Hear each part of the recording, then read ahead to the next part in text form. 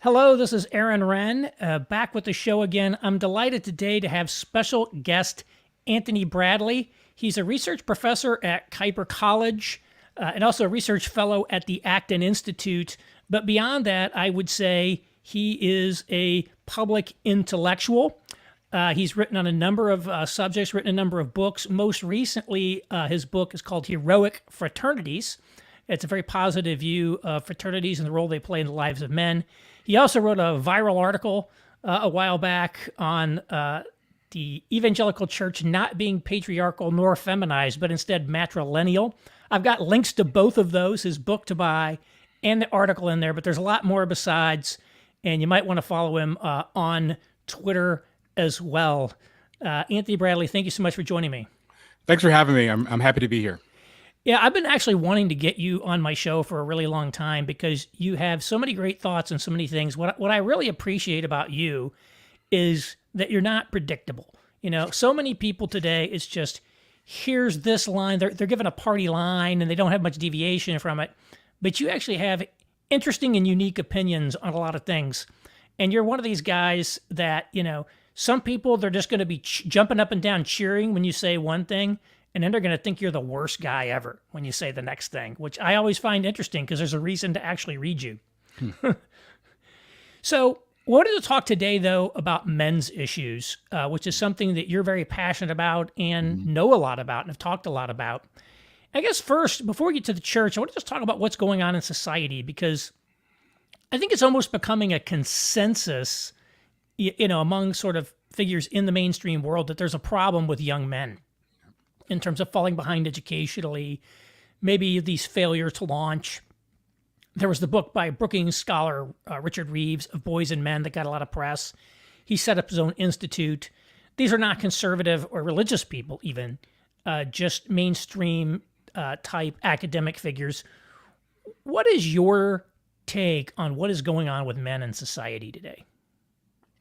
Yeah, again, thanks so much for having me, and thanks for the kudos. I think what's interesting is that a lot of progressives have finally realized what conservatives have been saying for 25 years. I mean, this problem of young men and boys resigning, sort of checking out, pledging allegiance not to engage in society. We started to see this in the mid to late 90s. And conservatives were raising these red flags saying, hey, something's wrong. And the progressives were like, no, we're fine. You guys are just lamenting the end of patriarchy and et cetera, et cetera, et cetera. But no, something is actually really wrong. And what I've noticed over the years primarily is a phrase that I learned from Dr. Karen Ornay. She was a psychiatrist in New York, mostly after World War II through the mid to late 1950s. She coined a term called self-resignation. And this is when a man decides to handle the chaos and the uncertainty of life, the unpredictability of things, by checking out. Not being a narcissist and trying to bulldoze people, not being a doormat and letting everybody roll over them, but resigning and basically saying, leave me alone. I don't want to participate. Just leave me be. And I just want to do my thing and disengage. I don't want to be asked to do anything. I don't want to be recruited to do anything. I don't want to be expected to do anything. I just want to resign from the mainstream and play video games, maybe do some drugs, have sex with a couple women, but just leave me alone and leave me out of it.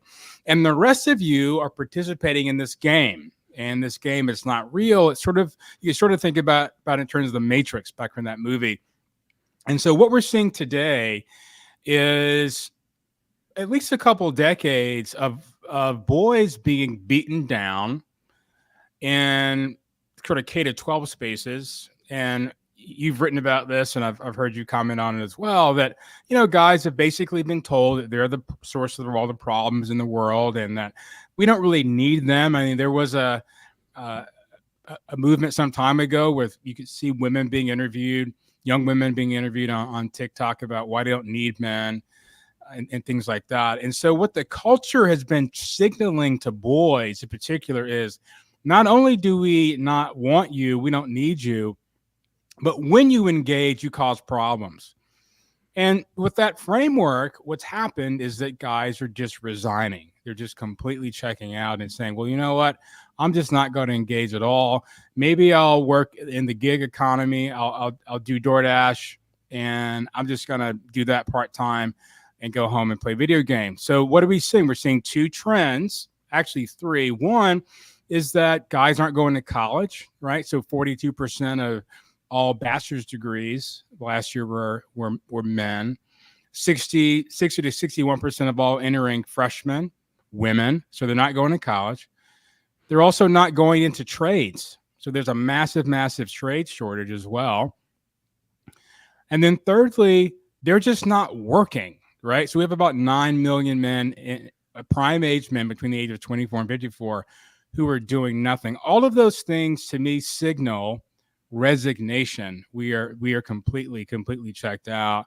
And part of the conversation is, what do we have to do to get young men to engage and to participate?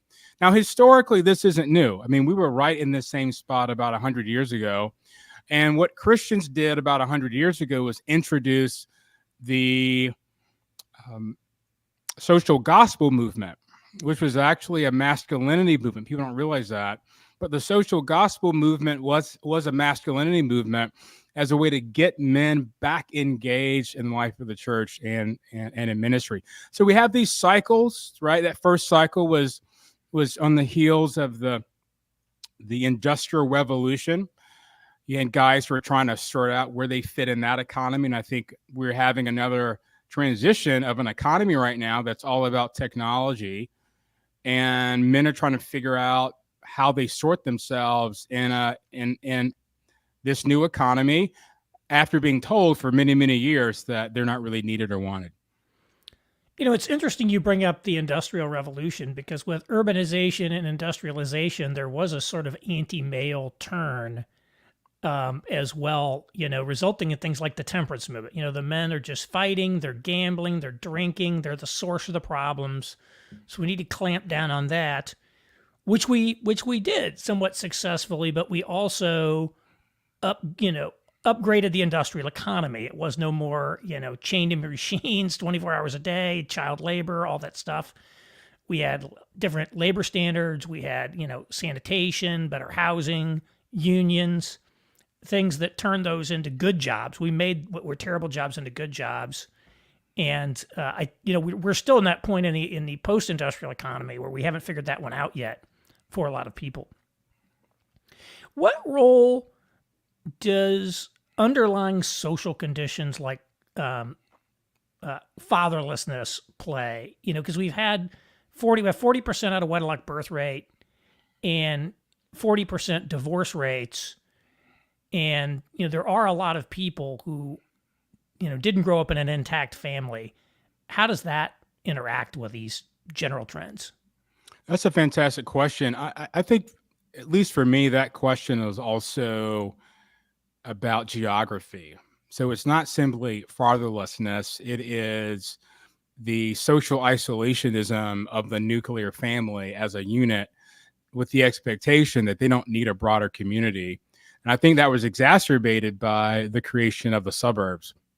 So what happened is that, to me, the recipe for destruction is, one, families living in isolation outside of community, broader networks, outside of multi-generational relationships as well, sort of married with the geographic isolation from your actual neighbors themselves, right? When you have urban density, what do you have? You have a bunch of children who were always around adults. And having lived in the Washington Heights section of Harlem for 14 years, I saw this every day, right? So you walk outside and what do you see?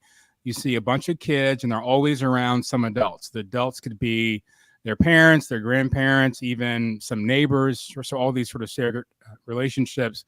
What suburbanization did is it took the children and the nuclear family outside of these communities where there was great density, and particularly in urban areas, when you take that social dislocation plus the degradation of something like marriage, plus the isolationism of the industrial and the post-industrial workplace, where you're not necessarily connected to your coworkers, you add all those things together, and fatherlessness becomes even worse, right? Even in rural communities where there was a slower pace of life, where you had these very static communities, what happened is the jobs left, right? So when the jobs left, the economy deteriorated, the introduction of coping mechanisms with drugs and alcohol and things like that. Those sort of geographic and economic trends, all of those things make fatherlessness worse. So the absence of a dad in the home properly fathering the children is not the only variable. It's a father who is not engaged in an economy where he is able to have a sustainable pathway to skill development and success, isolated from other men who can participate in developing him as a person, in isolation from friendships, in isolation from uncles and cousins and grandparents. Those are the sorts of variables that make fatherless homes even worse. So today we have a bunch of boys who are growing up in homes where the fathers aren't doing well. Mm-hmm. And if the fathers aren't doing well, the wives or their girlfriends or their partners aren't going to do well, and the kids aren't going to do well. This idea, for example, that you can just take a dad and just make sure he's in the home, well, that's part of it. But one of the things I've seen in the research over the years is he actually also needs a good job. And not just any job, right? Not like a job at Target or just some, but he needs a job that builds his sense of self, that he's making contribution, and that he sees a pathway to skill development and success, something he can be proud of, and take that pride, sort of welling sense of pride that I'm doing something that matters, and he takes that home and he imparts that to his kids. The data on dad deprivation and fatherlessness is really troubling, because what we see that when strong fathers break down, we see all sorts of variables increase in the lives of children. We see more homelessness. We see low academic performance. We see more sexually promiscuous behavior. We see low grades. We see obesity, right? There's some predictions about type 2 diabetes and even cancer. I mean, these are the sorts of things that happen in the absence of a father who is in the home fathering his children. But fathers are good fathers in a community, not just in isolation and in his house on the block or in his apartment. The father's relationships, the ones in which he's connected in a community, those are the things that make him also a successful father. So for me, the fatherless discussion is great. We also need to think about what sorts of contexts and structures, institutions, relationships continue to build men up so they can be great husbands and great dads in the home. Yeah, so you hit that broader social structure that both the lack of which, I guess, puts too much pressure on fathers, both to be this sole, like, positive influence, especially in the lives of their boys, and then to be sort of isolated himself in trying to do it. You know, we used to have all these organizations that sort of provided that, even though we'd suburbanized and we had the factories and things. We also had, Robert Putnam's bowling leagues and the Masons and all of these things that brought men together, and they seem to have disappeared. I guess, do you have any thoughts on, like, why those disappeared? Like, why did men abandon those organizations? Was there something else going on? Yeah, that's a fantastic question. So if people want to see a great example of this, you can read the history of the dinner clubs in New York City.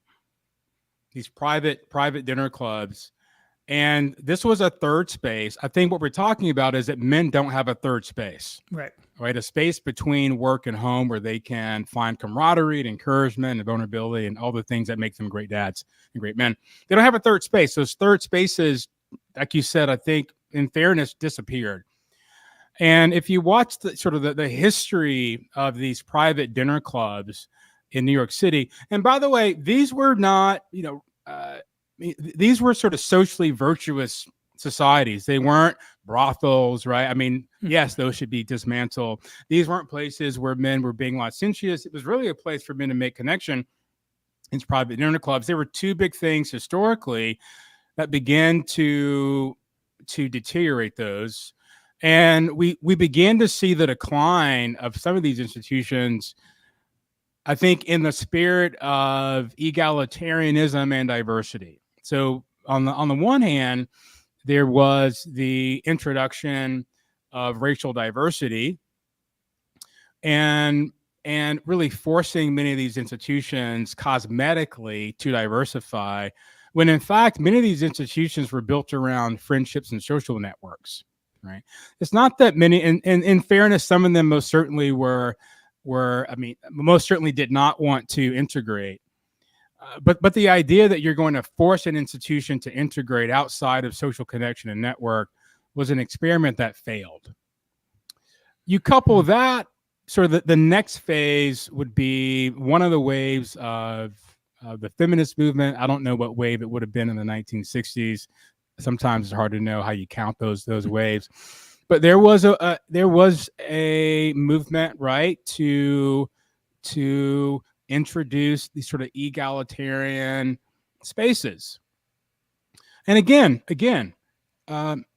well-intended, right? Do we want a racially diverse third space for men? Yes, absolutely. Do we want a space that doesn't discriminate and treat women poorly? Absolutely.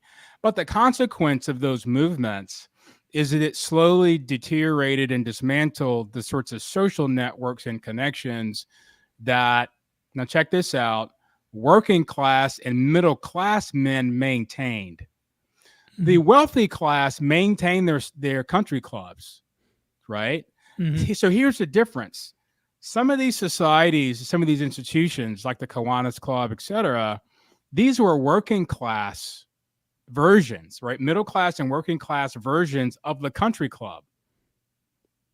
And so once those things, by those movements, began to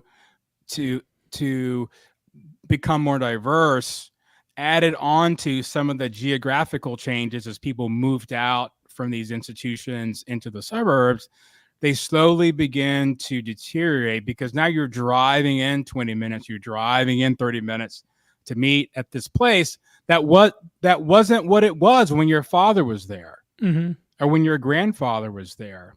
Now, again, making these places more diverse wasn't the problem. The problem is there was no new third space created, mm-hmm.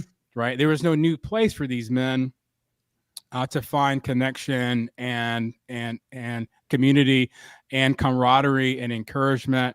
As iron sharpens iron, so does one man sharpen another. Those third spaces actually weren't created in the wake of diversifying some of these. And you see this in New York in particular, because some of these dinner clubs that were exclusive began to decline.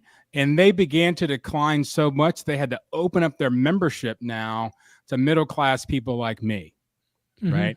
So I was able to join the Princeton Club when I lived in New York, and I was trying to figure out why that was. Well, at the Princeton Club, they opened up the Princeton Club to about a dozen or so other universities. I'm a Fordham alum, so as a Fordham alum, I got to join the club. I think if you're a Michigan alum, there was Ohio State, St. Andrews, there were a few of these. Their membership had declined so much they had to open it up to regular non-elite people like me. And if you look at the Union League Club, if you look at all these clubs around New York City, these former exclusive dinner societies, that's where you began to see that decline began in the 1950s. And again, if you look at the 70s and 80s, particularly with working class and lower middle class and middle class communities, those same movements of diversifying those institutions, introducing some more egalitarianism, began to unfortunately undermine the interests in what those institutions used to do in the lives of men.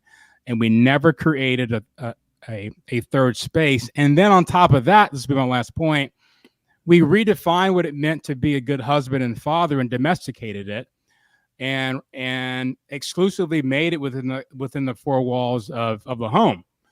And so men don't have any friends anymore, and they don't have any institutions because they're made to feel guilty that you're an irresponsible father if you leave your home to go have fun and fellowship and community with a bunch of other guys. You add all those things together, and you get bowling alone, right? Mm-hmm. You get the guy who just goes to Home Depot, comes home, and works on his house, and doesn't have any friends. Like, that's what happens when all those things began to decline in the 70s, in particular. I want to come back to this idea of male third spaces in a little bit, because it's really important. Before we do that, I want to hone in on a couple other aspects of the context. You also talked about jobs, and not just any job, but a job that gave a certain pride and dignity. You think about people who are working on the Chevrolet production line. You know, maybe they were turning a screw all day, but every time they saw a Chevy go down the street, they could say, you know, I made that. You know, I'm part of this organization. And obviously that old industrial economy has collapsed in many ways. You know, not only are there a lot fewer manufacturing jobs than there used to be, they're not as stable, they're not as well paying. What is the role of that economic transformation in some of this? Well, I think, I mean, unfortunately, we value so much of our work in being able to literally see with our own eyes what we're doing. The product of our labor, that gives us a lot of pride. I'll never forget when I was in grad school, I would work on golf courses over the summer as a landscaper. And it was so fulfilling because you come in at 6:30 and the earth is a certain way. And at 3:30, when I'm in my Jeep Cherokee driving down the street, I look over and I'm like, look at what I did. Mm-hmm. Right? Like, I did something today that changed the course of the human history. Right? I was just raking, you know, I'm just raking sand traps and moving rocks around. Right? This is nothing too extraordinary. And so economically, we're basically in an economy that's so where men are so detached from the result of their labor, they can't really see it. And so they're asking the question, does my job even matter? Do I matter? Does this work even matter? Because I can't see it. One of the awesome things about, you know, my dad worked in the post office, right? He spent his entire career in the postal service. And for a while, he was a supervisor. He worked in a massive plant in Atlanta. It was a major processing center for the Southeast. And they had a work softball league, and sometimes he'd take them to the games, and these men would play softball together. But it was the kind of job where you could come in and there'd be a pile of mail that hadn't been processed, and by the end of that, in the shift, it was gone. Right? So there's a lot of satisfaction in that level of work. But if you're an accountant, or even if you're an attorney, or even if you work in some cubicle somewhere, like, you can't really see that you're doing something. And for a lot of men, they need to see and experience in a very tactile way that their lives and their work actually matter. So if you're kind of caught in the middle, right? Like, plumbers, electricians, tradesmen have fantastic work experiences because they can see what they did. Surgeons have fantastic work experience because they see what they did. If you're middle management at company X and you spend your day looking at Excel spreadsheets and you leave, you don't have a sense that you did anything. Yeah. Right? I know that. I was a consultant, very nebulous. When I was at Accenture, people always said the hardest part of your job is explaining to your parents what it is you actually do. It's like, uh, yeah, that's why there's so many, films and things that talk about like the alienation of sort of middle management office work, Office Space, In the Company of Men, The Office. It's just the way it's portrayed is so, I think, gets to something because those resonate with people. Yeah, yeah, and I would say the alienation that's evident in particularly the these sort of professional jobs makes the third space that much more necessary, right? If you're working on a construction crew with the team, Mm-hmm. you have connection and camaraderie. You're playing together. You're having fun together, even though it's grueling work. You have that. You have that, and so the third space isn't really quite as necessary. You may go out every now and then for beers or get together for the barbecue or whatever occasionally, but if you're isolated in terms of a sense of camaraderie and team, a sense that you're bending the creation itself, you're doing something, you actually need a third space that much more. And so it was kind of it was this unfortunate domino effect. We had these massive economic changes again, right? Sort of post-industrial changes, and you had these geographic changes as well. And added on to that was the absence of third space. The dads that parented out of that are parents of the boys right now. These sort of preteens, teens, young adults who are struggling to try to figure out what it means for them to be a person that matters, not just in the economy, but in a community. I want to ask you a couple questions about kind of international comparisons. Japan has this phenomenon they call herbivores, I think it is, where these kind of young men, they sit at home, they're very disengaged, self-resigned, as you would say. Do you think the American situation is comparable to that, or is it different from that? So if you look at the birth rate trends in Japan, you compare those to ours, we're most certainly sloping that way.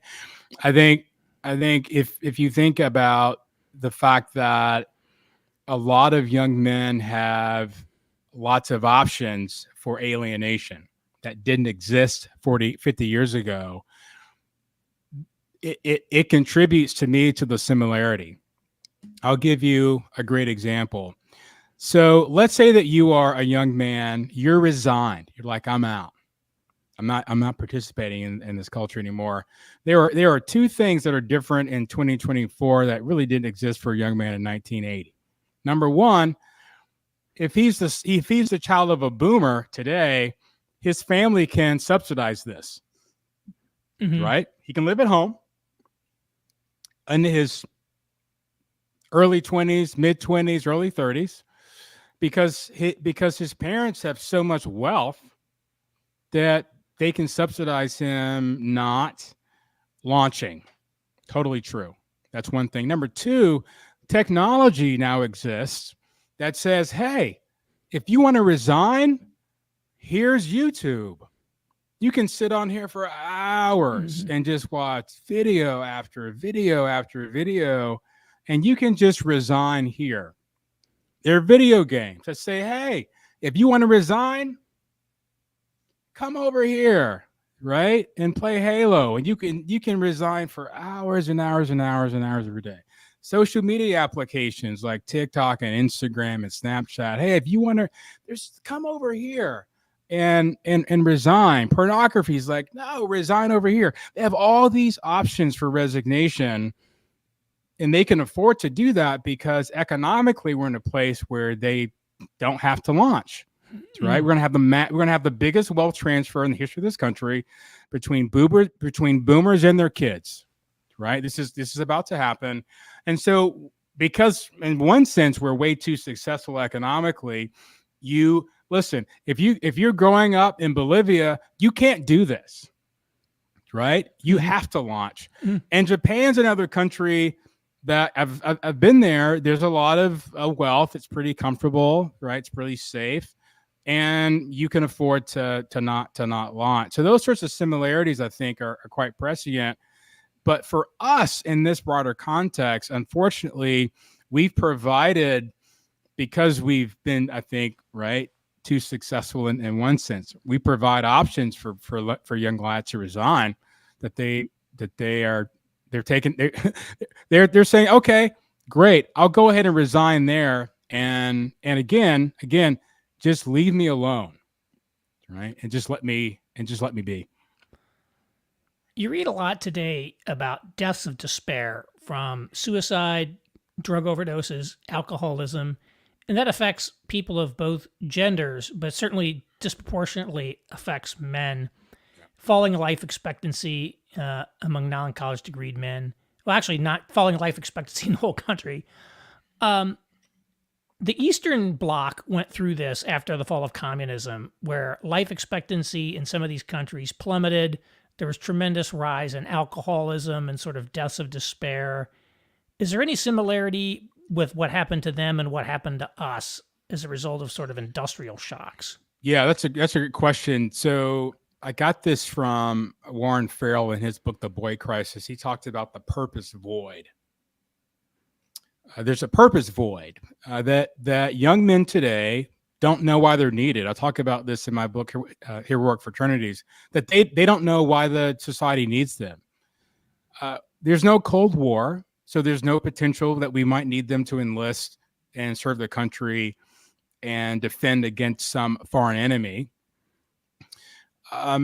The economy doesn't need their physical strength anymore, right? I mean, we have an economy where we type, we press buttons.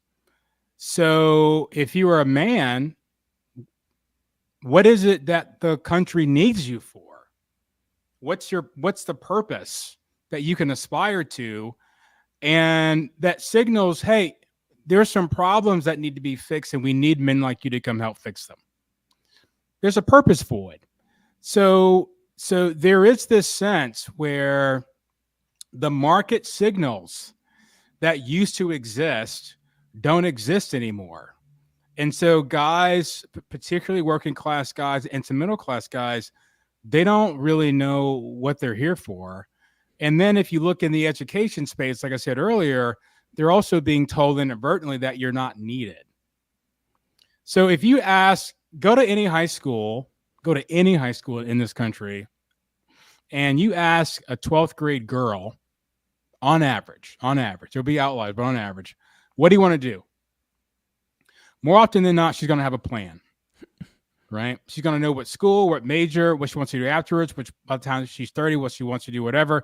Ask the average guy who's a 12th grader what he wants to do. He's going to be like, I don't know. I don't know. I teach college freshmen. I've been teaching college freshmen for 14 years. The girls are locked in. They're dialed in. They have a plan. They have a future, whatever. The guys are like, dude, I don't even know. I don't know. I mean, I like this. I like that, but I don't really know. And so one of the things that I do when I go to college campuses is I help to explain to young guys in particular why we need you, to sort of summon this sense that you matter. And there's some parts in our economy, there's some parts in our culture that require your excellence and require your presence. So if you don't think that there's a purpose for you in this new economy, in this new culture, with this new geography, I'm telling you that there is. And I try to connect some dots with them to help them see that our country, our culture will not survive young men if you check out. There is too much on the line if you check out. We need you to get married. We need you to have a lot of kids. We need you to raise them well. We need you to solve some problems in the culture and in society. We need you to solve some problems in the marketplace. We need you to create new products and services that makes people's lives better. We need you, actually. to be engaged. One of the things that we're seeing right now, particularly with the age demographic of 15 to 24, as you mentioned, is astronomical suicide rates, right? Mm. That's a purpose void. There's no point in me being here. And the other spike we're seeing, so there's that 15 to 24 spike. The other spike is sort of middle age, it's 45 to 54. There's another spike. Why there? Well, listen, you've done all the things that people told you were going to be fulfilling, right? You got a house, you got a car, you got married, you got kids, you got the job. And then you're like, ugh, is this it? Right? So there really isn't a sense of some sort of transcended meta narrative, some big thing to draw them to a sense that they're actually vital to making life work in the country. And that if we don't have them, we are desperately in trouble and everything is going to completely implode without you. And I can tell you on every campus where I invite men's best and I invite their creativity to solve problems, I invite them to think about being dads and to think about what it means to make contributions to local communities. They get really excited. They get really excited because no one's doing that. Like no one's making that invitation and explaining to them why they're needed. So this purpose void is huge. And because in the K and 12 space, we've been focusing so much on helping women find a purpose, to helping women situate themselves in this new economy. One of the things that has fallen by the wayside and dropped off or maybe forgotten is that if you're giving young girls an imagination for the ways in which they make positive contributions to human flourishing and change the course of history in the future, we need to do the exact same thing for boys. And that's what we haven't been doing. And so they get to high school and they get to college and they're just completely lost. So what do? Video games, porn, drugs, a little sex, smoke some weed, and they just check out. Yeah, I mean, I think this would be a good point to maybe shift to like what the solutions are. And you just hit on one, which is telling boys and men that they matter and that they're important. And we know what you were saying reminded me of this line from Jordan Peterson's 12 Rules for Life, where he says, you have some vital role to play in the unfolding destiny of the world. And I'm like, wow. I never hear that in church. You don't really hear it much in society. And, that message like inspires people, that people know that they actually matter and they're important. And the other thing he did after that, the very next line is, you therefore have a moral obligation to take good care of yourself. So there was it wasn't just like, we need you to go be cannon fodder on the front lines. It's your health and well-being are a big part of that, because you can't help others if you're not healthy yourself. Why do so few people deliver messages like that to young men today? Well, I think the message is being delivered. It's just not being delivered by a lot of Christians in the space, right? I think Joe Rogan delivers that message. I think the Tate brothers deliver that message. I think David Goggins delivers that message. There are lots of people who are delivering the message. And that's why guys are on YouTube watching them, right? Because they're communicating this message really clearly, that society needs you, that communities need you. They need you at your best.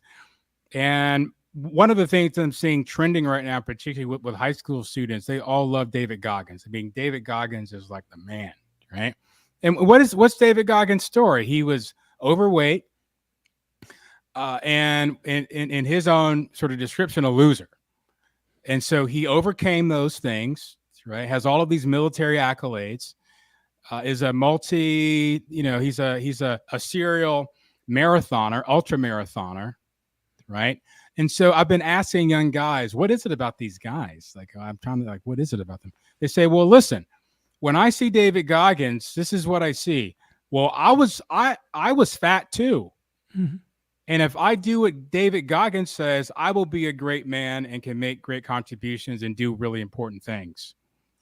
And I think that unfortunately, a lot of young men, if they're growing up, particularly in church contexts or even in their school context, they're not being encouraged to have an imagination for greatness. Mm-hmm. Right? I mean, and not just goodness, not just be good guys, but be great, be excellent men. I mean, be dynamic, right? Kind of sort of history shaping kinds of men.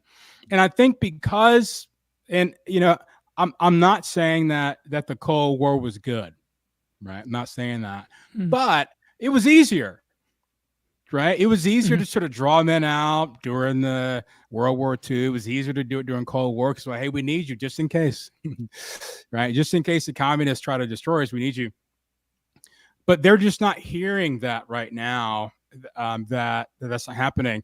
And again, I think in fairness, some of it's just been negligence. I think one of the things that I hear often is, well, we have that we're focusing on girls because of the past, and they've sort of been neglected.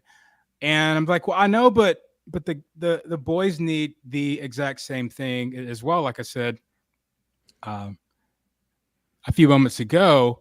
And then lastly here, and this, I mean, this might sound a bit cheeky. I just don't think that in our society right now, there's a sense that men can do good things.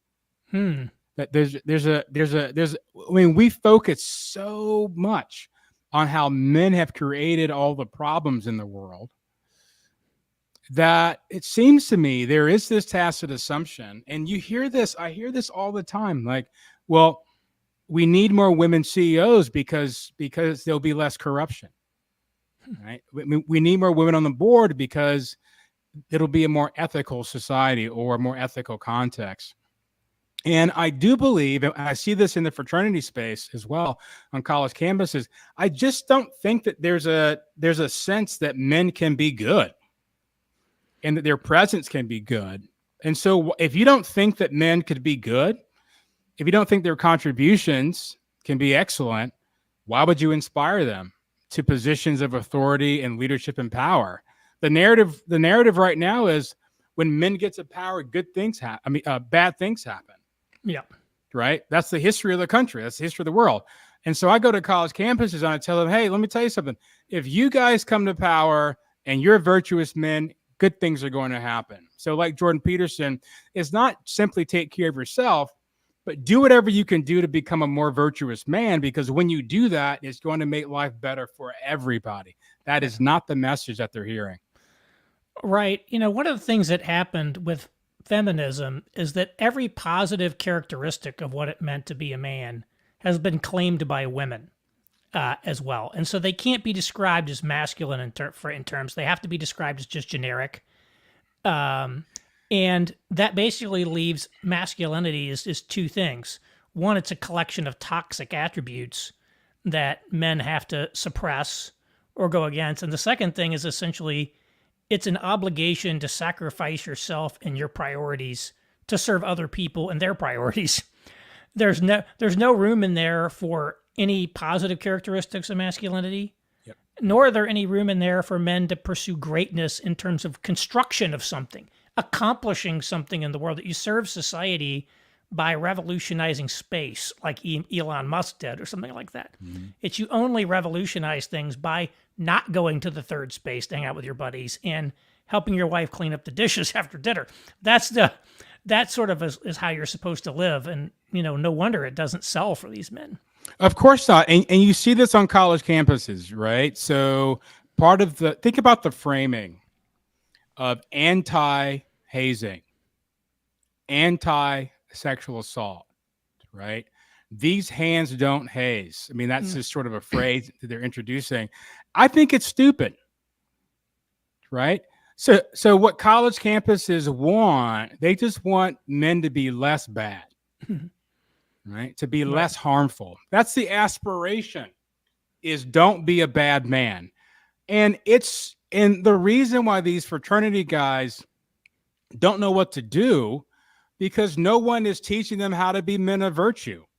They're not being directed at some telos that's good and said, hey, shoot for that. They're not getting that. What they're getting is don't sexually assault women. Mm-hmm. Right. Okay. Well, then what should they be doing? Right. Right. What is romance? What is flirting? What's marriage? Right. What's fatherhood? They aren't getting those sorts of signals in terms of what they should do. We just want to tap them down and be less bad. It's masculinity by negation instead of masculinity by construction. And on college campuses, and I'll go back in high schools today, I go back even middle school, right? From middle school all the way through the early to mid 20s, there is no context where young men are being formed on a constructive sense of what it means to be the kind of man that makes the world a better place, that makes your communities better. One of the ways that I talk about masculinity and manhood is that you use your power and your presence and your creativity, etc., for the purpose of benefiting other people. And what's been so unbelievably mind-blowing to me is that campus after campus after campus, when I tell young guys that you are on this campus to use your greatness to make this campus better, what do they say to me? Dr. Bradley, nobody talks to us like this. Wow. Dr. Bradley, this happened recently at Grand Valley State University where I talk about this. This one lad was like, he's like, I feel like walking through a wall. I feel like running through a wall right now. They were so excited because the invitation was to use their power and their strength for goodness. And I would sort of give them some examples of what that looks like. They do not get talked to like that. No one invites them to that because I just don't think they in part expect it or really believe that they can achieve achieve those things. So we have to give men, a sense of purpose, to tell them that they're important. We have to give them like encouragement, permission to be great, to pursue greatness, and to have a positive, vision, not just the be less bad message. I want to return to the third space issue, the reconstructing third spaces for men. You wrote a book, again, Heroic Fraternities, link to buy in the show notes. What role are fraternities playing that role as a kind of a third space? Or I guess people live in their frat house, but like, what are fraternities doing that they're getting right? Because all I ever hear about is fraternities are bad, and every college has got a target. Every frat's got a target on their back that the administration wants to basically get rid of them. And we know that Harvard basically did everything in their power to destroy single-sex clubs. We know, Yale basically saying the same thing. What can we learn from fraternities, though? Yeah, that's a fantastic question. I think, when you talk to young men on college campus about why they join fraternities, almost inevitably and without exception, the first reason is friendships. And you'll hear this phrase, lifelong friendships. I joined this fraternity so that I can have lifelong friendships. I was having a discussion with a student at Mississippi State University. He was he was pledging this fraternity, and I asked him about his pledge experience. And over and over and over again, he kept saying this phrase: "These guys care about me. These guys care about me. They care about me." I showed up and they were talking to me, and it made me feel like they care about me. I did this event with them, and it made me feel like they care about me. One of the things that this particular fraternity does when they rent a hotel and they put the upperclassmen in rooms. And by the way, this is going to be a good story. It's not a bad. So the upperclassmen are in rooms, and every class walks in a room, and there's maybe 8, 9, 10 upperclassmen in the room, and each older brother in the fraternity will explain the attributes that they see in the freshman and why they think he belongs in the community and why they believe in him and why they need him. Whoa. Right?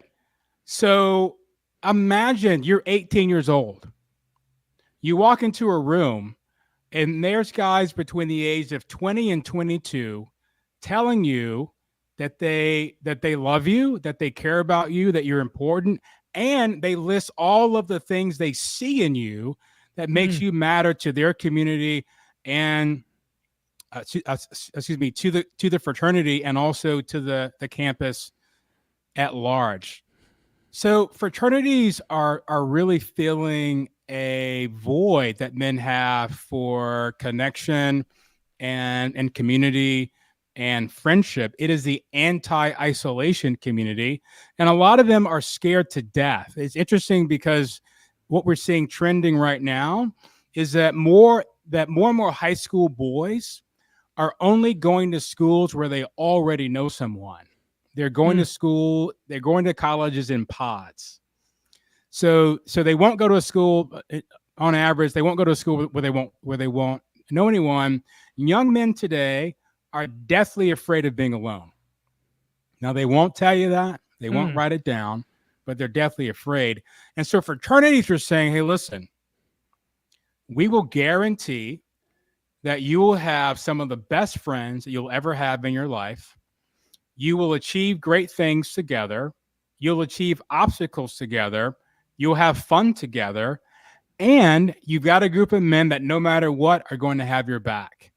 And we expect excellence out of you." That's the invitation. And guys are kind of beat down the door to get to them.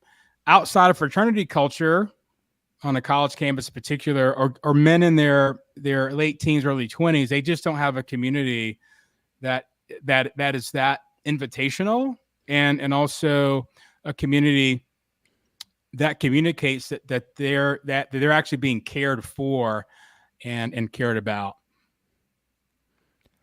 One other college thing, it literally just came to my mind. These a cappella singing groups that men join. I can't sing. I'm not a musical guy. Is there any fraternal purpose in why people join those as well? Or Absolutely. It's brotherhood. It's just plain and simple. And I don't know if, I don't have any data on this, so I can't say this with any authority, but it seems that guys are particularly wired for brotherhood.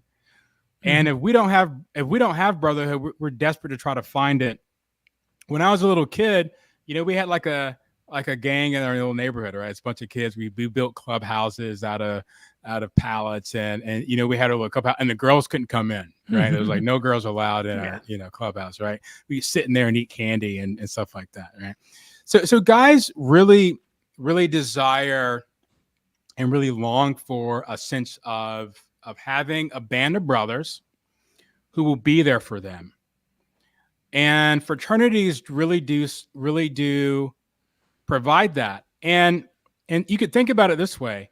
Why is it that guys are willing to be hazed? Right?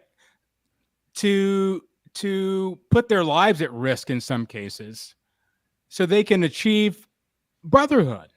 Like, that's how big and important this sense of brotherhood is. So these a cappella groups provide a sense of brotherhood, right? Any kind of organization on a campus like that's exclusive, sort of male exclusive, that provides brotherhood, you're going to have guys be drawn to it. And those groups, there's a great one at Clemson. They have a fantastic history. They probably got a few CDs out right now, but it's a community of men, and it's another brotherhood. And those are the sorts of third spaces that we talked about earlier that college guys don't have access to. And those little small student organizations do provide that. Well, we actually have 341 people watching live right now. And I got a comment from one of them. His name is Matthew Davis.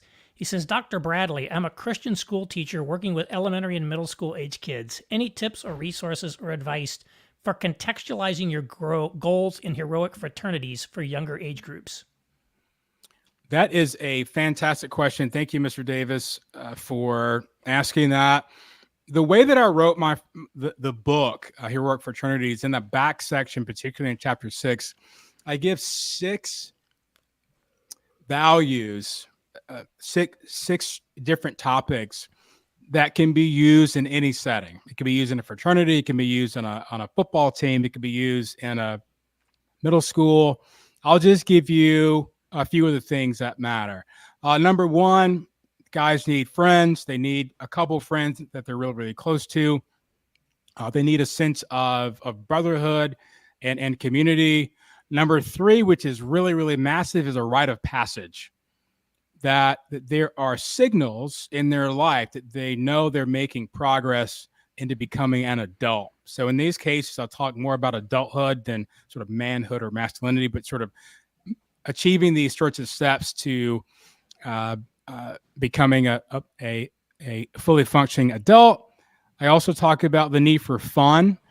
One of the things that I think a lot of middle-aged men lack in their lives is actually fun. They don't have any fun. Their lives are boring. They're overly serious. They don't ever laugh. I mean, if you're in your 40s and up, when was the last time that you were laughing so hard with friends that you had tears coming down your eyes? Right? That doesn't happen much. So if we can introduce something that's really, really fun for kids. I mean, kids also need a sense of personal development, right? That their skills are also being developed. I also talk about the need for networking. Kids need to be connected to other adults that can pipeline them to opportunities. And lastly, I talk about character development, that they need to be formed and shaped in moral virtues and values. And they're excited to actually do those. And I think that Christian school context in particular can provide a lot of those things because the kids are at school so much during the school year. They're going to see their teachers and their peers at school between September and mid-June. In many cases, more than a lot of them are going to see their parents. And so if you can introduce contexts that allow these kids to really connect closely and to have adults really pour into them and to inspire them to be great, to be really, really great and do big things, you will really be able to address some of these issues. I have a website. If you go to just Google Dr. Anthony Bradley or Anthony Bradley website, there's a link that has a probably 20 or 25 different books on that website, and you can get more sources there as well. Well, I'll be sure to update the show notes to put a link to your site on there as well. A great answer, and thank you so much, Matthew, for asking that question. In terms of developing these kind of men's third spaces, again, do you have any thoughts on how we extend that to the adult realm that we have? Now that most of these, again, old societies are gone or they've gone co-ed, and in an era in which essentially male-only organizations are essentially delegitimized and can be subject to tremendous hostility, from the media or whatever. Yeah. What I'm seeing right now is the creation, both Christian and non-Christian, of men's groups. I mean, if you go Google men's groups and you'll see them pop up.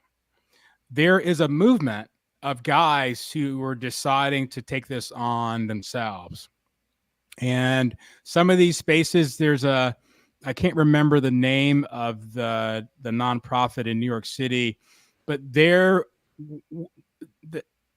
a couple of guys got together and said, we're tired of this. We're just going to create our own.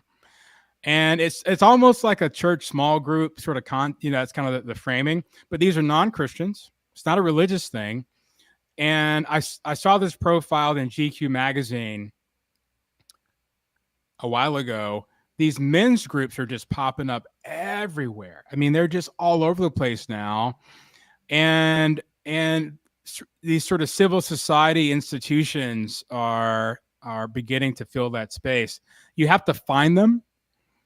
You're not going to see a billboard. They basically, it's kind of like a Reddit, it's like a subreddit culture, right? Mm-hmm. If you want to be in a men's group, you can find one in your town. They most certainly do exist. And so I'm beginning to see that there's something called men's fraternity.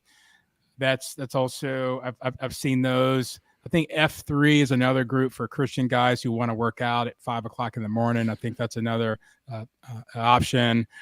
And so I think what you're seeing is informal associations of men in local communities are just doing it. Right. Yeah, that's one and of the things. And it's really, really encouraging. Yeah, that's sort of what I've observed is there are these sort of, call them informal groups that I come up. Be like a group of guys, maybe a group of mid-career guys.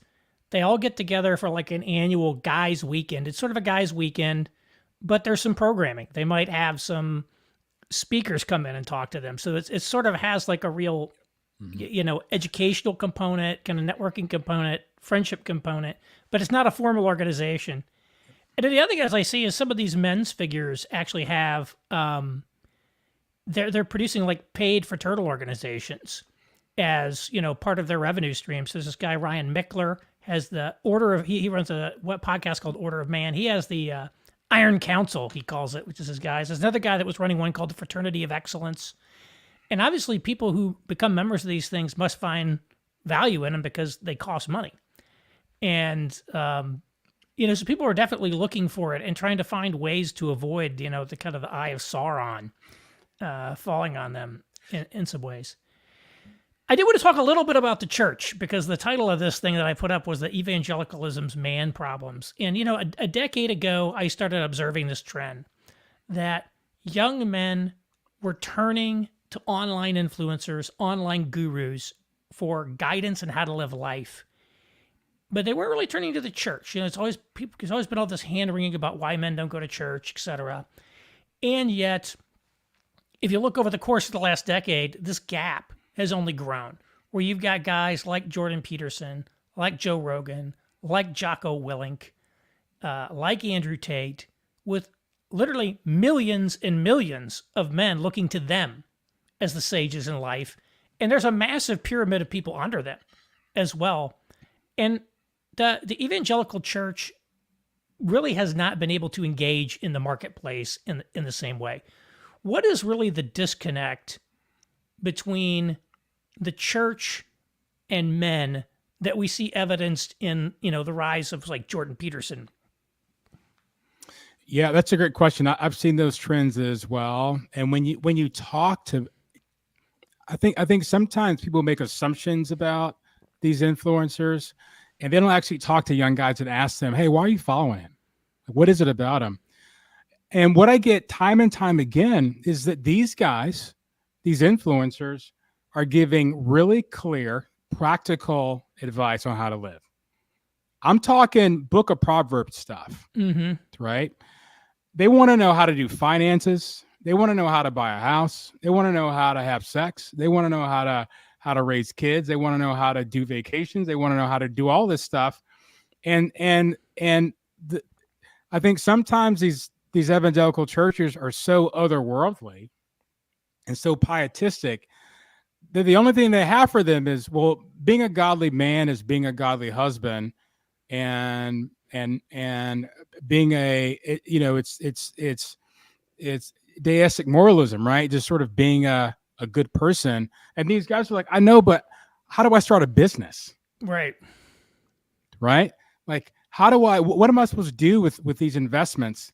What about my healthcare plan? Mm-hmm. So it's not even practical. And what's so bizarre is that's not right. That's not the history of the Christian tradition. I mean, if you look particularly in the Catholic space, if you look at their encyclical culture, right, they have all these encyclicals, all these documents on almost anything under the sun. Right? You can sort of type in any topic, but in the evangelical world, it's almost as if by default the church is disconnected from the actual questions that young men are asking, and they're making assumptions about what they need instead of actually addressing what the real issues are that they have questions. I think we have a really short list of issues that we talk to men about, right? sexual purity, domestic sorts of things, maybe faith and work. And these young guys have grown up with that. And they're like, well, is there anything else? as I'm trying to launch a life, and then Jordan Peterson comes in and says, make your bed. They're like, okay, make my bed. Right. David Goggins, these guys are like, okay, this is what you should do. If you want to you got to go to the gym. You need to work out. Here's a diet plan. All these really practical things. And this is what they're not getting at churches. They're not getting practical advice and counsel on how to live as men, as Christians. They're just not getting that. And so when they want really practical advice about what to do when the hot water heater leaks, they go to YouTube for that instead of their church. And of course, why is that? Why can't they go to church to find out what to do when the hot water heater leaks? Because they don't know any men in the church that know how to do that. Mm-hmm. They're so disconnected from older men that they don't even know that they have all the resource, everything they need and they want from Goggins and Peterson. They're actually men in their church that can provide all of that. But churches are so pathetic at connecting young guys with older guys so that they can share in this sort of community of forming and helping and shaping each other, that they think they're alone and don't have access to that, and so they go to YouTube. So for me, the main problem is that the churches are not they're not bringing Christianity, they're not bringing faith to the practical questions that young men are actually asking. And we've been making assumptions way too long about what those issues are. And to me, the market's telling us everything, right? The market's telling me that the reason that they're looking to Peterson, they're looking to David Goggins and these guys, is that they're actually talking about the things that they need some wisdom about. And that's missing. It's interesting that you say that about the church not addressing the practical affairs of life, because you would have said historically that was Protestantism's greatest strength. The Catholic Church, was centered around monks and things, praying in monasteries, very clericalist, and, little amounts of lay involvement. And it was really Protestantism, with the Protestant work ethic and all these things that sort of brought Christianity to the affairs of the non-elite Christian, if you will. But we do seem to have gotten away from that. The other thing I notice about evangelical churches is everything is centered around essentially pastors. The pastor is supposed to be the expert on everything. And pastors are not experts on everything. And so we always ask them, what do you think of this? What do you think of that? And then we end up with things like purity culture, where they try to delve into areas that are really outside of their expertise. What I see in the Catholic Church, and again, I admit it's mostly an intellectual space, they have way more lay people who are elevated within the church to speak on certain issues. I think about Patrick Deneen talking about political science, the diagnostics of liberalism's problems. It's Patrick Deneen. Charles Taylor, you talk about secularization. You can think about Robbie George as a prominent public intellectual. We have far fewer of those people. We expect the pastor, right? We expect somebody like, Tim Keller. Used to be Tim Keller, tell us the perspective on this. Well, he can't possibly be an expert on everything, and so we do have these people who are world-class businessmen in the churches, but they aren't doing influencing the people in the pews in that way for some reason. Yeah, they're not being invited. I mean, one of the things that has continued to be a mystery to me is that we have all these Christian colleges in this country. We have all these academics who are specialists in all these topics. And we don't even ask them to comment on the social and political and economic issues that plague us today. And you're exactly right. Pastors aren't experts, but we do have experts. Right. Right? Matthew Martins has a fantastic book on criminal justice, right? It's called Reforming Criminal Justice. Why is that book great? It's because he's an attorney. Mm-hmm. He's a criminal defense attorney, right? So why if I said, hey, you have a choice. You can ask megachurch pastor about criminal justice, or someone who's a practicing attorney who's a Christian on criminal justice, I'm going to send them to the practicing attorney. Right? And so we don't even access in the laity all of the experts that we have all over the country. And so this hyper focus, like you said, on the pastor's part of the problem. And here's the thing. Young men know these pastors don't know what they're talking about. They 100% be like, no, that's wrong. No, he should be. He's talking about business and economics, but I work in this sector, and what I'm hearing right now is absolute rubbish, and I'm out. Yeah, you know, there was one thing that a pastor told me one time. He was a prominent urban church pastor in Boston, and I was chatting with him. And, you know, I was working in urban policy at the time, so I do a lot of work on cities and urban policy. He says, Aaron, the difference between you and us is you're a Christian urbanist, we're urban Christians. And the idea being that, you know, like, I'm a pastor in an urban context, but I'm the pastor first and then the city second, whereas you're a city guy first who happens to be a Christian. And I think so much of the evangelical way of talking about things is we want the Christian X. We want the Christian psychologist. We want the sort of Christian version of something, rather than saying what we want is a psychologist who's as knowledgeable as Jordan Peterson is about the scientific literature, who is Christian and whose work flows out of those values, but it's not Christian psychology. That seems to be like a huge issue, where the only time we do engage is where we give the Christian version of something, the quote unquote Christian version of something, like contemporary Christian music or something. Yeah, I mean, it's really a byproduct of a byproduct of fundamentalism. I mean, as much as we talk about the sacred secular divide, and there not being one, I'm not convinced in many cases that the broader evangelical world is not still essentially fundamentalists, which is why the pastor is valued and over everybody else in some sense. And if you need perspective on things, you got to have a bunch of pastors. I mean, some of the things that I've seen the Gospel Coalition talk about over the years, I'm like, why are pastors on stage talking about this topic? We have a whole church full of political scientists and experts and lawyers and things like that, and judges. We need to have them on stage talking about these issues, not a bunch of pastors. So there is this sort of weird sense that only a spiritual person using spiritual categories can have helpful insight into some of these topics. And if we don't have that particular version, we talk about like the Christian worldview, right? If it's not worldview formed and shaped, it can't really be all that useful. And I think in the abstract, you know, you can have those conversations about the differences that a Christian worldview has on particular topics. But at the end of the day, I'll just be frank with you. People are trying to figure out just how to live. Mm-hmm. They're trying to figure out how to survive, and they're in their kitchens and they got 3 kids screaming and they don't know what to do. And the idea that they have to wait on, they have to wait on this well-formed Christian psych perspective on parenting. Speaking to that, they're like, what's Jordan Peterson say? Right. Right.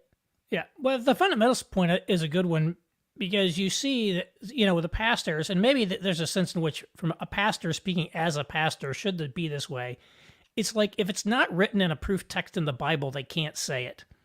And so when they talk about men and women, all they do is focus on, like, you know, a handful of verses that seem to talk about men and women's roles. Whereas someone like Jordan Peterson has a much broader concept of, you know, the nature of people by gender. He'll say, well, you know, here's the big 5 personality traits, and women are more agreeable on average than men, and that has this and this and this consequences. Whereas no pastor would ever say, make a comment like that. They would just, you know, because they just, it's like they're not speaking to the problems, because they won't even speak to the problems. They don't have a Bible verse they can cite for it. Yeah, there's this sort of strange consequence of the doctrine of sola scriptura, maybe the application of it. This idea that you have to have a proof text to justify anything that's true And if you can't find a verse to attach to a truth, the truth may not be true, which is so completely counter to the reality of the Christian tradition, Christian history, how Christians have always thought the natural law tradition in the history of Christianity. One of my friends, Stephen Grable, has a fantastic book on natural law in the Reformed tradition. You could think about it in terms of the doctrine of creation. But there's some things that are good and true, not because there's a Bible verse for them. It's just that that God created the world this way. You don't need a verse to make it true or to have it have some authority in terms of it giving guidance and direction to how we ought to live. And that's that kind of fundamentalist sort of biblicist approach to addressing questions. I think is one of the reasons why so many evangelicals are so weak on ethics, because there's no Bible verse for this topic, so I don't know what to say. Right? Catholics are like, okay, we're going to say this and this and this and this and this. Orthodox, like, well, the fathers say this and all this. But evangelicals are really in captivity to a biblicism that says that I can only definitively, with authority, talk about things that are true if there's a Bible verse to them. And that limits, I think, the ways in which they can apply the scriptures to the practical issues that men face in the world. So there is no Bible verse on what to do with your retirement account. Right. There is no Bible verse on whether or not you should rent a home or buy the home. There is no Bible verse in terms of how you and your wife should negotiate the various responsibilities that you have with your children. There's no Bible verse that tells you what kind of clothes to wear when you go for the job interview. And so because of that, there's a lot of silence. There's a lot of missing content that helps people with their very, very day-to-day lives. And I think that's what men really need. That's what churches are missing. And I think in part of the reason that churches are declining with young people in general, not just young men, but in general, is because we've lost that direct connection to the practicality of what it means to be followers of God. Yeah, and one of the things I do like about those practical things, as you talked about with careers, the tangible, is you can't fake the tangible. When you fixed your hot water heater, if it's fixed or if it's not fixed, right? There's an objective reality. You get a sense of accomplishment, but it's like, this is where the rubber meets the road. And I always say that when these online guys tell you, if you do what I say, more women will go out on dates with you. Like, if that's proven to be true, you will believe anything these guys tell you because it's something you can't fake. Whereas a lot of the kind of the spiritual stuff seems very nebulous. It's hard to really to relate to a very tangible outcome or task. Well, it's even better because when David Goggins tells you to do something, you can actually go do it the next day, that very same day, and you can see some results. Yeah. Right. So when these guys say, "Hey, listen, let me tell you some guys, you're never going to get a date unless you ask girls out. So watch my video. I'm going to give you 3 tips on how to do it. And when you go to a restaurant, go to the mall, whatever, just ask some girls for the number and see if you can get some." So what do? They're like, "Okay, I'm going to try it." Nervous, trepidation. And then they get phone numbers and like, "Oh my gosh, he's right." Yeah. Exactly. So as soon, right, as soon as they get that one input that this guy, I did what he said and I lost 15 pounds. Okay, well then whatever he says, I'm in. Yeah. Right? And I've seen some of these influencers. I mean, there's this guy named Hamza Ahmed. He has this whole series on how to do things like have good habits, how to not look at pornography, how to not be on video games all day, how to get girls, how to start a business, how to read 12 books a week. I mean, he has all these really practical things. And what happens? He says, "Okay, read these 5 books." The guys read the 5 books and then their grades go up. Right? He says, "Go do this workout plan and then ask some girls out." They do the workout plan. They get a little mass on them. They go approach women. They get phone numbers. Wear these clothes and then go for the job interview. They wear the clothes. They get the job interview. They get the job. They're like, "See, right? And then you have a bunch of pastors saying, don't listen to those guys, Yeah. right? These guys are bad for you. And these guys are like, okay. Yeah. Sure. I'm not gonna listen to him. Okay, you're right. Meanwhile, they're at 3 o'clock in the morning on their phones trying to get some Right. practical ways to make it the next day. Right. Oh yeah, absolutely. It seems to me there's sort of a evangelical style of men's ministry uh, that you have commented on, and obviously it resonates with a ton of people because there are a lot of people involved in it. But it's not really drawing people, and so like one of them is I think you should admit, is the Saturday morning 8 a.m. men's breakfast. What do you think about some of these ministry styles, and what maybe what are they getting right or wrong? So the impulse to have a 6:30 a.m. Wednesday men's breakfast is fantastic. There is a need for men to get together, to read the Bible, to talk about these sorts of things. The impulse to have the annual men's retreat where they go out in the woods and beat on drums and cook meat and things like that. I mean, those sorts of impulses are perfectly good. I think the challenge is that they aren't really meeting the kind of needs that men have. And they're operating out of a playbook that's antiquated, right? So there's a playbook that goes back to probably the 1950s when all the things that we talked about earlier were in place, right?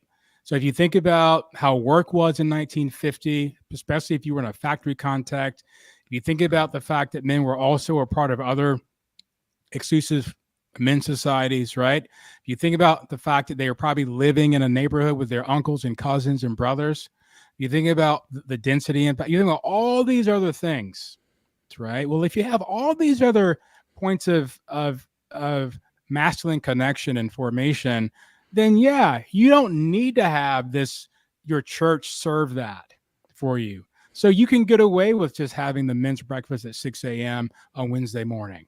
You can get away with the men's outing once a month to go play golf. You can do that.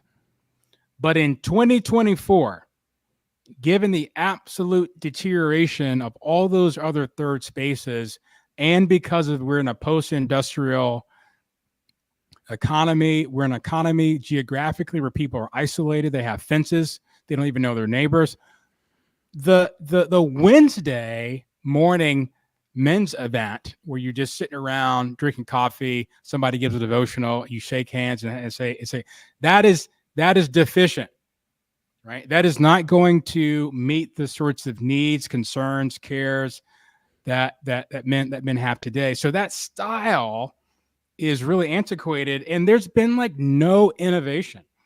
Mm-hmm. There's been no innovation to address the really contemporary issues. And as much it's so strange because as much talk as we have about being missional, right, and seeker sensitive and all those sorts of things, when you look at the way we do men's ministry, it's still 1957. Mm-hmm. Right? There's been no innovation there, and the culture has changed around them, and the church is like, well, we've always had this, and so we're going to just keep doing that. And I'm thinking, well, that's why no guys are showing up, right? That's why they're not there. So the lack of innovation, the lack of creativity is contributing to the disconnection because they're not addressing the real issues, concerns contextually that guys have in local communities, and it needs to be local, right? I'm really keen on this.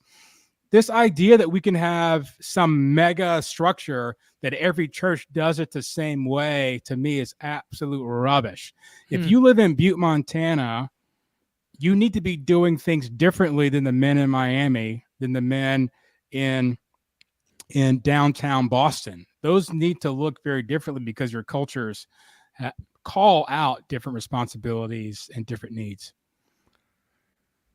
You know, people must like what you're saying because our live viewership is now up to 417. It never drops; it only goes up. So that's great. You know, I don't know if you saw the video that was making the rounds on Twitter of this conference that James River Church did in Springfield, Missouri. This arena, the Stronger Men Conference, It was like a mashup of UFC, WWE, Charlie Kirk, Monster Truck Rally. They had apparently this sort of male stripper guy doing sword swallowing. They had fire going off the place. Josh Hawley was there. I think Mark Driscoll got kicked off the stage or something. Said it was too much for him, even, although that may have been a publicity stunt. You never know with him. But I think, I look at that, I guess the most cringe thing I've ever seen in my life. It's exactly the evangelical approach of taking what's hot in the secular culture and creating the Christianese version of it that's inferior. And yet they got 9,000 guys to show up, apparently. And they've been doing it for years. So it does seem like there is a market for this stuff. But, Promise Keepers was filling stadiums for a while. Mm-hmm. And I think you could take huge, you could look at something like that and tell a good story if you were the church. But now we actually have an alternative in the marketplace, which is Jordan Peterson, Joe Rogan. And the scale of their reach is much larger and is accelerating. If anything, it continues growing while these guys are kind of stagnant and probably in aggregate declining. And so this style, I can see why if you're a pastor throwing conferences like that, you might feel good about what you're doing, but the overall market trend is not positive for these things. Absolutely. I think in some respects, evangelicals, again, antiquated models, right? Conferences are transformative. Well, not really. Mm-hmm. A conference is a great experience, right? You sort of have a mountaintop experience. You come down, but what about 6 months later? You talked about where the rubber meets the road. I mean, what happens? I had a professor who would say this. What happens when the rubber meets the pothole? Mm-hmm. Right? Like that's where this stuff matters. When the rubber meets the pothole, that conference is useless. When the rubber meets the pothole, Jordan Peterson has content on that. Jonathan Haidt has content on that. Mm-hmm. Joe Rogan has content on what happens when the rubber meets the pothole, because that's actually life. And so we've had these events. They are in one sense performative. I think they're tapping into how desperate men are to have something that's constructive, something that's helpful, and they're willing to pay for it, and they're willing to have this experience of it, and they're willing to at least get something. It's sort of like crumbs off the table. I mean, this is better than nothing. And unfortunately, because there's too much of nothing, you have men who are willing to experience something like this. It's like their annual dose of dopamine and oxytocin and adrenaline. And they're going to use the fumes of that to get them to the next year. Like, I just need another hit of that. And I'm like, well, instead of that, we need to be microdosing men's lives in local communities. And because if they're getting microdoses of all these things from their local leaders and their local friendships and local communities, they don't need the big conference. And in my estimation, I don't know what a big conference is. I mean, I don't know what they do. I've been to some of them. I've been to Promise Keepers. You feel great. It's almost like going to a football game. You leave and you're like, amen for Jesus. But I don't know that in the months or weeks later, it's enough to offer men what they actually need. So how do we create context where men are having their needs met, so that these sorts of things don't these sorts of things are not the only things that are offered.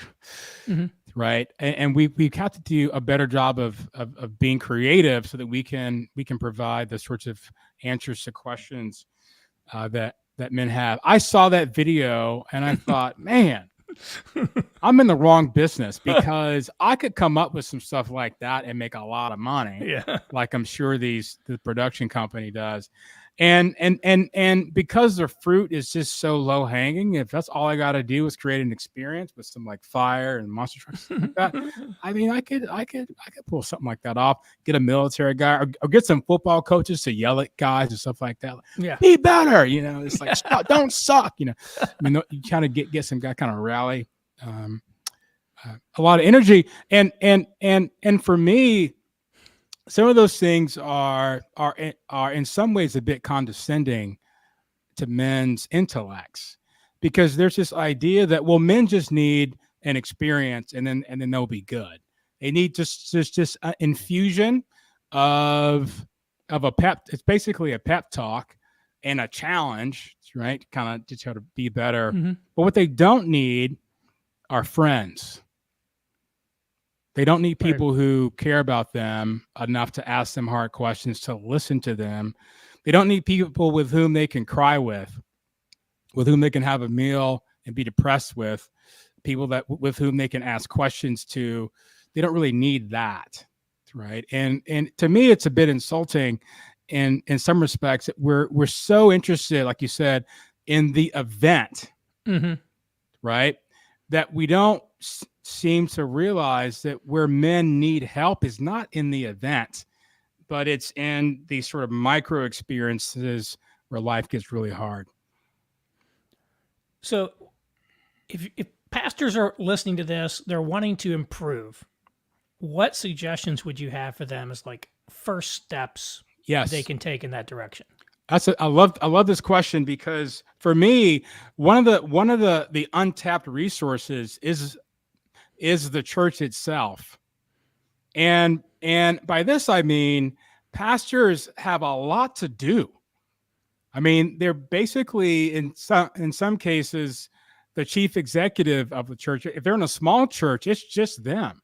It's the pastor, maybe an administrative assistant, and some volunteers that are kind of consistent. And in my vision, what I would love to see, this would be really fantastic, is for pastors to not feel the pressure to solve this. This is not necessarily a problem for pastors to solve, but to turn it over to the men in the church and say, you all need to figure this out. And what we don't do enough of is ask the men in their local communities what you need and what can you do to make sure that you create a context that meets your needs. And you don't need me to do it. There's a lot of learned helplessness out there that, well, if the pastor doesn't do it, then it won't get done. Well, I think in part because a lot of pastors do too much and they burn out and they're leaving the ministry. There are lots of data on this. But I think the laity, the pew folks, or in a lot of evangelical like churches, the folding chair folks, right? I mean, these are the folks that haven't been empowered to do this work for the sake of the church and the community, to actually ask the men what they need and to give them some resources to take ownership of it themselves rather than having the pastor do it. And I would really encourage pastors to get a group of men in your local church who see these problems and see these issues, and just send them off to go figure something out and to test it. And if it doesn't work, right, switch it up. But just try some things out and see what works. And I get this question all the time. I need some resources. What are the resources? What are the resources?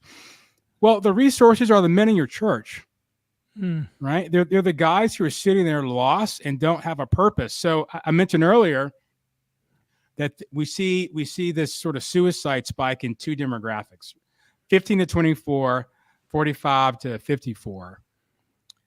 Well, there's an opportunity for the 45 to 54 for the 45 to 54-year-olds to have a new mission, to have something to do that's important. And their new mission could be to create a space in their church and community to have everybody be connected for formation. So for me, the solution is going to be the lay people.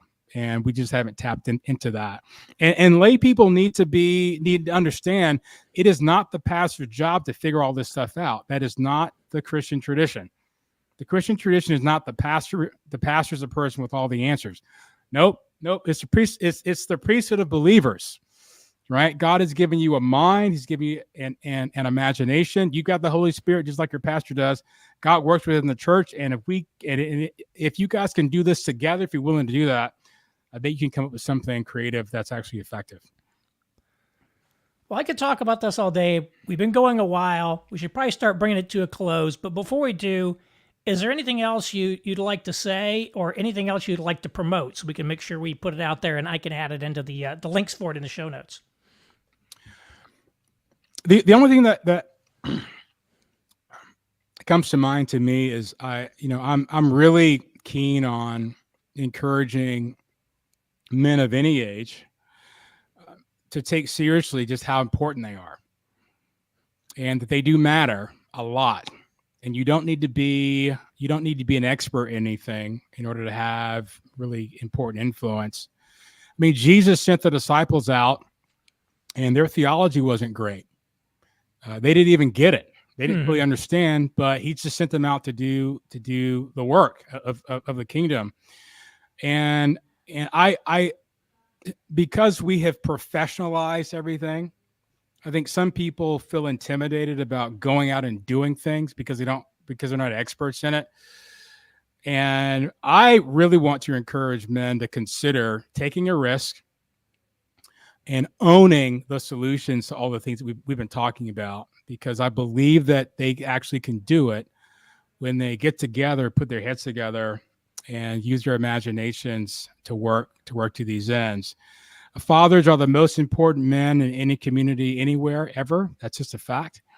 And if fathers get together, older men, younger men get together, I think they can have the kind of impact that would rewrite and redirect the history, not just of their church, but this country as well.